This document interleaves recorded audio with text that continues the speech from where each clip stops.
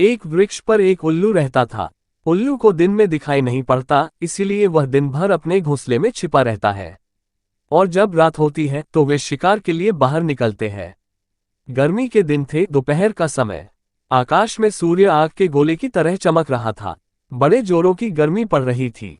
कहीं से एक बंदर आया और वृक्ष की डाल पर बैठकर बोला, ओह, बड़ी भीषण गर्मी है।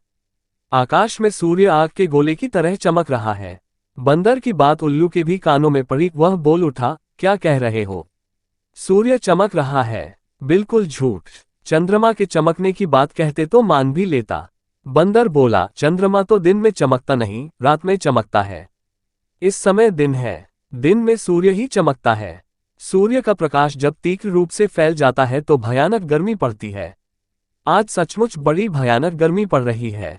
बंदर ने उल्लू को समझाने का बड़ा प्रयास किया कि आकाश में सूर्य चमक रहा है और उसके कारण भयानक गर्मी पड़ रही है, पर उल्लू अपनी बात पर अड़ा रहा।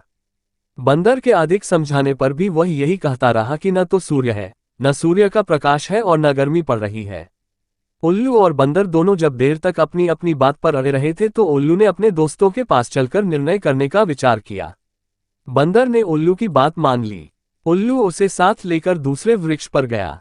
दूसरे वृक्ष पर सैकड़ों उल्लू रहते थे। उल्लू ने अपने जाति भाइयों को एकत्र करके कहा, भाइयों, इस बंदर का कहना है इस समय दिन है और आकाश में सूर्य चमक रहा है। आप लोग ही निर्णय करें इस समय दिन है या नहीं और आकाश में सूर्य चमक रहा है या नहीं। उल्लू की बात सुनकर उसके जाति भाई बंदर पर हंस पड़े और उसका उपहास करते हुए बोले, क्या कह रहे हो जी, आकाश में सूर्य चमक रहा है? बिल्कुल अंधे हो। हमारी बस्ती में ऐसी झूठी बात का प्रचार मत करो। पर बंदर अपनी बात पर ठान था। बंदर की बात सुनकर सभी उल्लू कुपित हो उठे और बंदर को मारने के लिए झपट पड़े।